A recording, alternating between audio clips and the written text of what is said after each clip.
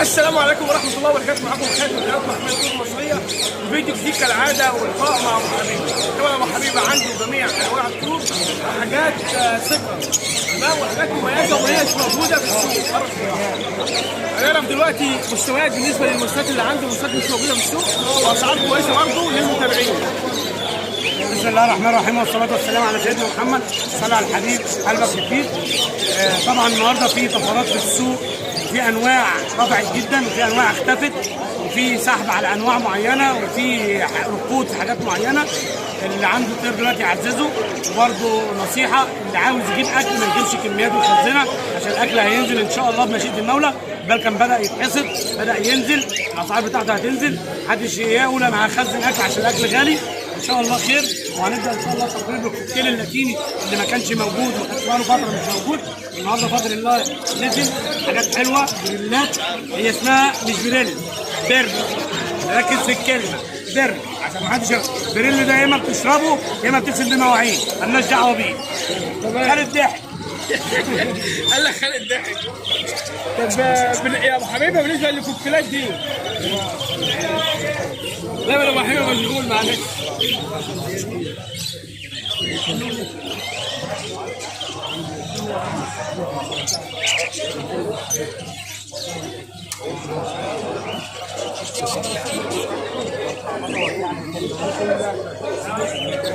هذا الصالة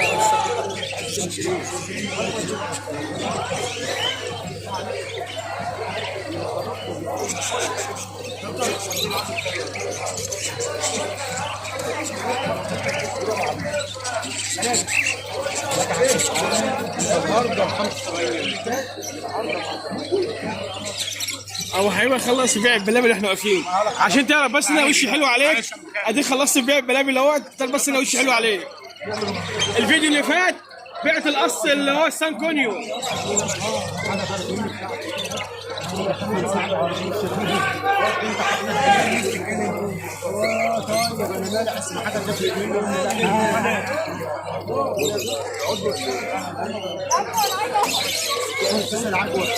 ايوه ما هو اهم حاجه الحاجه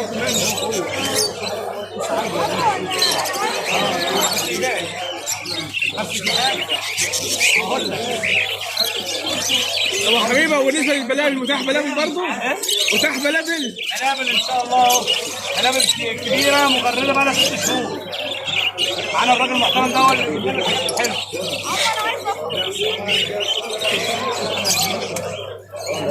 طبعا البلبل من طبيعته ان هو بياكل فواكه، ملح ماشي، ملح عبد، ملح عجوه، تفاح، برتقال، هو بيحب الحاجات دي. تمام. كنا واقفين عند الكوكتيل. بالنسبه للكوكتيل دلوقتي يعني نزلت من السوق هتبقى ان شاء الله بقت سحب جامد، مشروب جامد جدا وعليه طلبيات.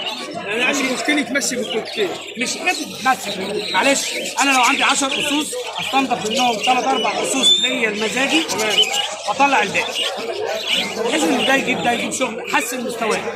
النهارده شغال في الحبش، ممكن تشتغل في اللاتيني، ممكن تشتغل في البلبالو، حسن مستواه. ماشي. طبعا انا عايز اقفز لكن بس هتخلص كل دي شيال. عامل ايه؟ معانا طبعا الكوكتيلات وادي جمالها. ده البر اللي هم بيسموه بريل. هو بيكون المستوى اصفر شويه. كل ما يصفر طبعا بيبقى اغلى في السعر. تاكل عجوه يا بس تاكل ايه؟ فاكهه جوافه اي فاكهه عندك. ده البلبالو. المفروض الكوكتيل ده بيبقى ابيض او زي ده، بس احنا شايفين هنا الطفره. ايوه عين حمراء، لو نركز كده هنلاقي العين حمراء. ده البلبالو. حته من دول كانت بتتباع من 12 ل 18000 جنيه، النهارده ب 1000 جنيه، ممكن يبقى اقل كمان لو حد عاوز.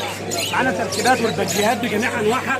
طبعا اسعارها نزلت شويه عشان موضوع الاكل، كل قبل 70 جنيه، فنزلت برضه النهارده الاسعار بتاعتها، بس بفضل الله معانا الوان مميزه. جزء بيبدا من 80 100 120 جنيه.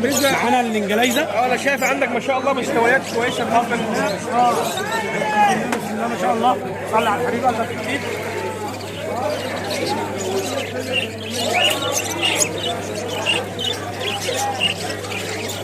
الله اكبر. فرد يعني مش كده يا استاذ خالد، فرد كوكتيل في ايديك، فرد كوكتيل في ايديك.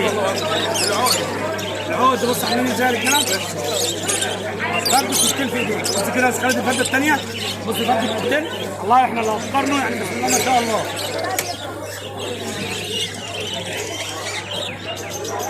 فرد كوكتيل. ربنا يبارك لصاحب النصيب. طبعا الاحجام ديت كانت بتخش ده قص مع بعض. قص الله اكبر.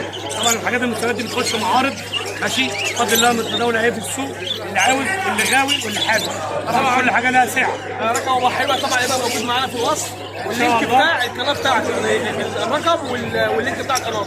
ربنا يبارك لك. معانا الكناريا، وعشان برضه الناس تعرف الكناريا ما بتشتغلش في الحر، خلاص الموسم بتاعها خلص. صح ماشي، فبيبدا الناس بتاخد دلوقتي عشان تربي السنه الجايه.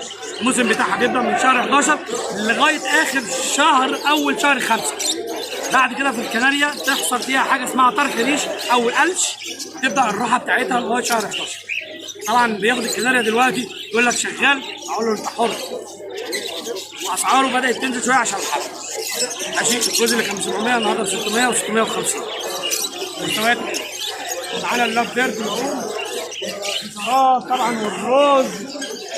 والروز برضو كان بيتلم يا خالد. قعد فتره كتير اول لاتين الروز كان بيتلم وما كانش موجود. سعره طبعا كان من 350 ل 400، النهارده وصل ل 550 و 600 جنيه. ماشي، في لم جامد بفضل الله. معانا برضو شويه في معانا النهارده يعني بفضل الله برضو.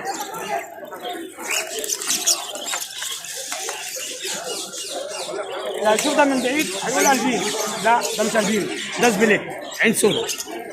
بس بفضل الله بص مستوى كويس. مستوى البينو، مستوى البينو. انا بحسبه البينو من بعيد. هو اللي تشوفه هيقول البينو بس هو مش البينو. معانا الفلل وجمال الفلل ماشي، اللي رفع واللي نزل. يعني حته تكسر زي دي كانت بتوصل ل 2000 جنيه و 3000 جنيه النهارده. الاكتاف ان شاء الله. بص الرقم عامل ازاي. ده تكساس، ده عصفور تكساس، ده نوع من انواع التكساس. التكساس كذا نوع، وادي نوع تاني اهو تكساس جولد.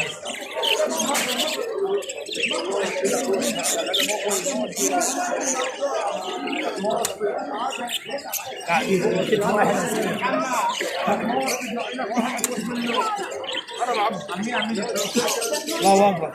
ادي التكساس يا جدعان.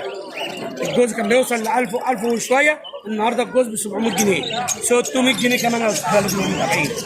ماشي، انواع تكساس ماشي. في فله العاديه بقى الحته مثلا يا عم المتابعين ومتابعين القناه ومتابعين القناه بتاعت الاستاذ خالد، هسلمه الجوز النهارده ب 275.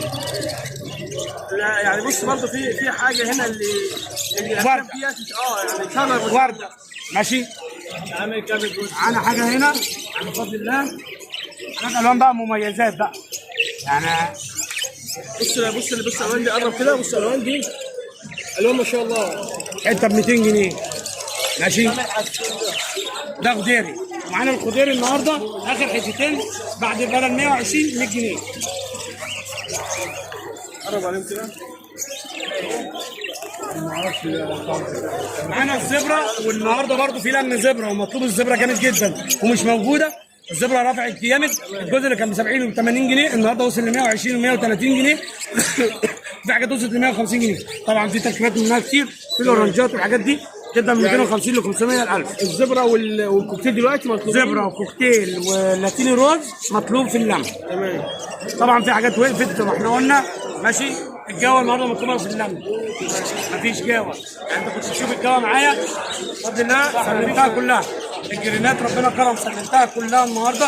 استاذ محمد وهيظهر في اللينك بتاع القناه بتاعي ان شاء الله. سلمتها كله، ربنا يبارك له، ربنا يزيده من فضله. خدها كلها من حوالي 4 فصوص، خدهم كلهم تركواز ونورمال ويولو سايد، خدهم ربنا يبارك له فيه. وده اللي قلنا عليه، طور نفسك بنفسك. معلش هتربي فيشر، هتربي كوكتيل، بيع جوز جرين احسن لك من ده كله.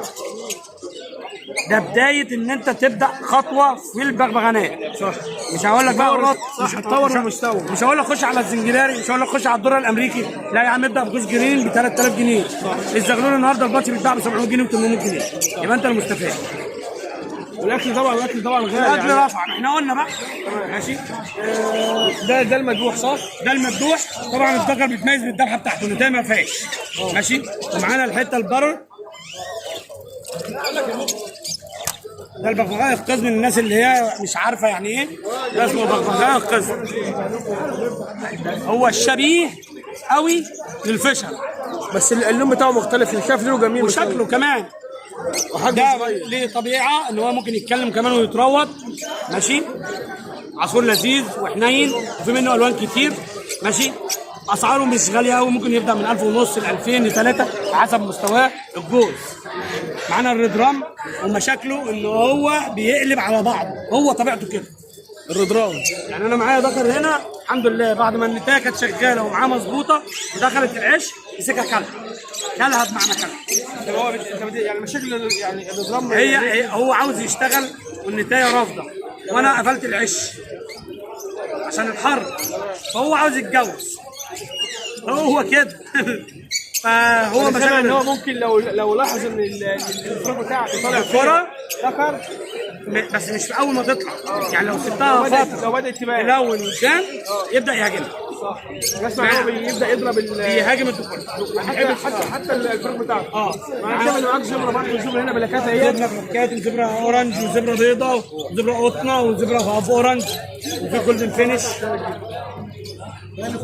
طب بالنسبه لليمام الماشي، اليمام الماشي النهارده ب 500 جنيه.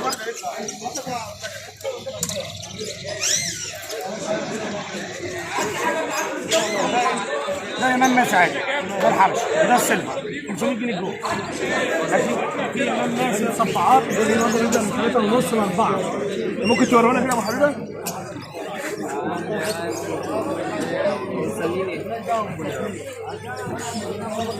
ده المصبعات ان شاء الله ده حاجات مختلفه. ده مصبعات، الجوز بيبدا من 4000 او 3000 ونص وبيتلم وبيقطع بعض.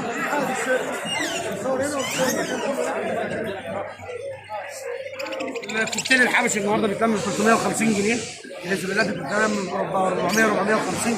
فان شاء الله هتتحرك وهيبقى في خير ان شاء الله. ان شاء الله ان الحبوب برضه بدا ان الحبوب تنزل. احنا قلنا اهو اشتري كميه الاكل تكفيك يوم 2 3. يعني ما زودتش الحبوب عشان خاطر ان هي ممكن الاسعار هتنزل بالنسبه للحبوب. وخير يا رب تنزل على طول كده عشان الناس تعرف تربي. والسلام عليكم ورحمه الله وبركاته، وبشكر الاستاذ خالد حبيبي واقول له كل سنه وانت طيب.